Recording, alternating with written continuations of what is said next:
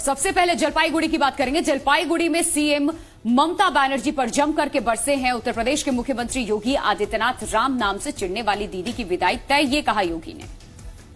और इसके अलावा बंगाल में राम का नाम लेने वालों का उत्पीड़न क्यों हो रहा है, योगी आदित्यनाथ ने ये सवाल पूछा और कहा कि चुनाव ने दीदी को चंडी पाठ के लिए भी मजबूर कर दिया। चंडी पाठ करने वाली दीदी दुर्गा पूजा से चिढ़ती हैं।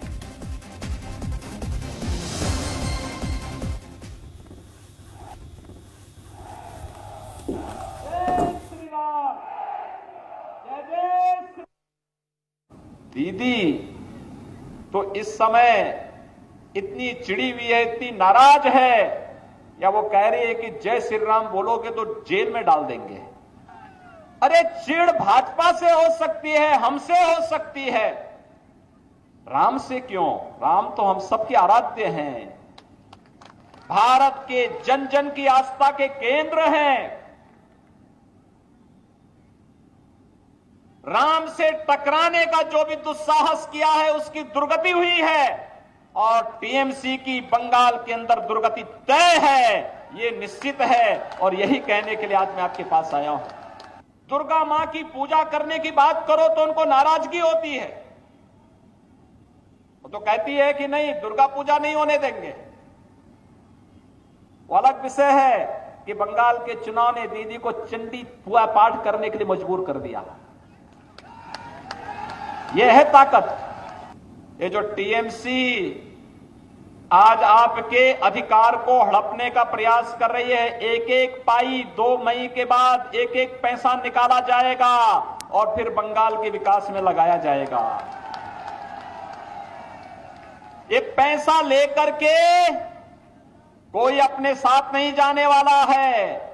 ये पैसा जैसे वे लोग ले गए हैं वैसे ही निकाला जाएगा और वैसे ही फिर से बंगाल के नौजवानों के रोजगार के लिए, मजदूरों के रोजगार के लिए लगाया जाएगा। और इस वक्त एक और बड़ी खबर आपको बता दें, जी हिंदुस्तान से बोले गृह मंत्री अमित शाह, जनता तय करेगी कैसा लोकतंत्र चाहिए। अमित शाह दरअसल सिंगूर के दौरे पर, और सिंगूर की जनता ममता को सबक सिखाएगी, ये कहते नजर आए वहां पहुंच करके। और बंगाल में 200+ से हम सरकार बनाएंगे। अमित शाह ने कहा इस बार बंगाल से दीदी का जाना तय है। अमित जी, आप आज वो सिंगूर में हैं जिस सिंगूर से टाटा को भगा के ममता जी का राजनीतिक उत्थान हुआ था। आप यहाँ आके इंडस्ट्रियलाइजेशन के बारे में क्या कहेंगे? यही सिंगूर ममता जी के पतन की शुरुआत का कारण बनी। यह ममता जी का हिंसा वाला, खून वाला लोकतंत्र था। और देखिए बंगाल में रिक्शा वाले के घर अमित शाह पहुंचे, यहां दोपहर का भोजन ग्रहण किया। हावड़ा के डोमजूर में रिक्शा चालक के घर पहुंचकर शाह खाना खाते नजर आए। रिक्शा चालक शिशिर शाह के घर पर शाह ने खाना खाया और शाह के आने को लेकर के शिशिर का परिवार बेहद ही उत्साहित भी नजर आया।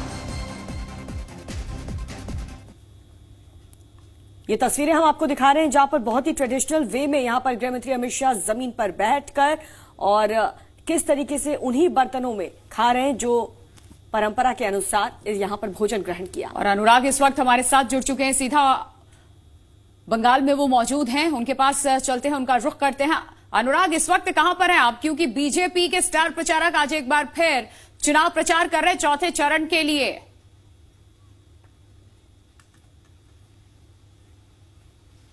बिल्कुल प्रिया, इस वक्त फुरफुरा में हूं जहां पर फुरफुरा शरीफ में अब्बास सिद्दीकी के साथ आज हमने बातचीत की और वो भी इन तमाम चीजों को देख रहे हैं, क्योंकि आज बीजेपी के स्टार प्रचारक किस तरीके से पुरजोर कोशिश कर रहे हैं कि अगले जितने भी चरण बचे हुए हैं उसमें वो बीजेपी को फायदा दिला सकें। और इसके लिए लगातार अमित शाह हो, योगी आदित्यनाथ हो, प्रधानमंत्री नरेंद्र मोदी खुद क्यों ना हो, या फिर संगठन के राष्ट्रीय अध्यक्ष जेपी नड्डा क्यों ना हो, वो लगातार बंगाल के दौरे पर हैं।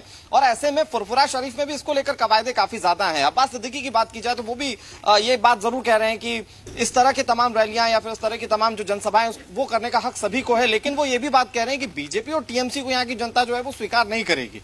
ऐसे में जो रण है वो बहुत दिलचस्प हो जाता है। लेकिन दूसरी तरफ हम ये भी देख रहे हैं कि किस तरीके से अमित शाह ने सिंगूर में जो जनसभा की, जो रैली की, उसमें ये कहा कि ममता दीदी के पतन की शुरुआत सिंगूर से ही होगी, क्योंकि सिंगूर वो जगह है जहां पर आंदोलन करके ममता बनर्जी ने अपनी राजनीतिक बिसात तैयार की थी। इसमें नाम नंदीग्राम का भी जुड़ जाता है और ये दोनों ही जगह बहुत ज्यादा अहम हो जाती है और यहां से दीदी की साख जुड़ जाती है। और अगर सिंगूर की बात की जाए तो वहां से रविंद्रनाथ भट्टाचार्य जो पहले टीएमसी में थे अब वो बीजेपी में शामिल हो गए और इसीलिए टीएमसी के लिए वो लड़ाई बहुत अनुराग, ज्यादा जानकारी लगातार आपसे लेते रहेंगे, आप बने रहिए हमारे साथ। लेकिन इस बीच एक और बड़ी खबर बता दें। इस वक्त की बड़ी खबर एक बार फिर से देखिए, सियासी शिष्टाचार ममता बनर्जी भूलती हुई नजर आई। गुजराती गुंडे को दखल नहीं देने देंगे, ये कहा ममता बनर्जी ने। ममता बनर्जी ने कहा कि गुजराती गुंडे को एक भी वोट मत देना, ये लोगों से अपील की है ममता बनर्जी ने। इससे पहले भी बिना नाम लिए वो प्रधानमंत्री नरेंद्र मोदी पर निशाना साधती रही हैं और उन्हें बाहरी बताती रही हैं। एक बार फिर उन्होंने कहा गुजराती गुंडे को दखल मत देने देना और एक भी वोट उनके खाते में नहीं जाना चाहिए। तो ममता बनर्जी लगातार भाषा की मर्यादा इस पूरे चुनाव के दौरान भूलती हुई नजर आई और अब देखिए शिष्टाचार भूलते हुए किस तरीके से एक बार फिर से विवादित बयान ममता बनर्जी ने दे दिया। कहा कि गुजराती गुंडे को दखल नहीं देने देंगे, बंगाल में बंगाल ही राजी करेगा।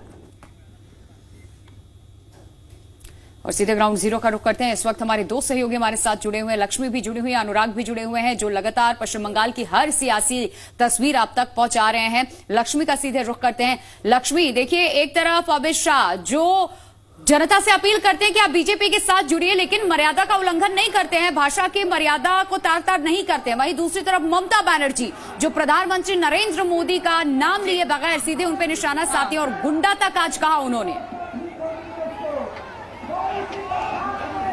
बिल्कुल, देखिए इस वक्त हम मौजूद हैं सेंट्रल हावड़ा विधानसभा सीट पर, जहां पर अमित शाह का रोड शो चल रहा है। तस्वीरें कैमरा पर्सन महबूब से कहूंगी तस्वीरें आपको दिखाते रहें। देखिए तस्वीर हम लगातार आपको दिखा रहे हैं। ये सीट बेहद महत्वपूर्ण हो जाती है, और राजीव बनर्जी जब से भारतीय जनता पार्टी में शामिल हुए हैं तो हावड़ा जिले की जो 16 सीटें हैं, ये माना जा रहा है कि यहाँ पर भारतीय जनता पार्टी को बढ़त मिलती हुई नजर आएगी। लेकिन तस्वीर में कहूंगी कैमरा पर्सन से तस्वीरों को दिखाते हैं। देखिए अमित शाह का ये काफिला इस वक्त आपको नजर आ रहा होगा। उनके साथ यहाँ पर संजय सिंह जो कि यहाँ के कैंडिडेट हैं वो इस वक्त मौजूद है।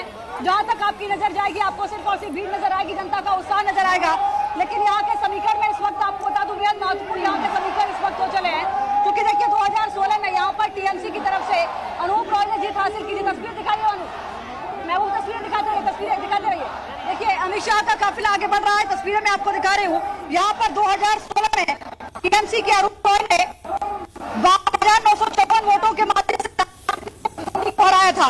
संजय सिंह को 35,000 वोट मिले थे पिछली बार, क्योंकि पिछली बार भी संजय सिंह ही यहाँ से भारतीय जनता पार्टी की तरफ से कैंडिडेट बनाए गए थे। लेकिन पिछली बार 35,691 वोटों से हालांकि वो बहुत पीछे रहे, तीसरे नंबर पर रहे, और उस समय टीएमसी के अनूप रॉय ने यहाँ पर जीत हासिल की। बिल्कुल, देखिए पश्चिम बंगाल में जिस तरीके से अपार प्यार और जन समर्थन मिल रहा है, इसीलिए बीजेपी बहुत उत्साहित आगे बढ़ते हुए एक और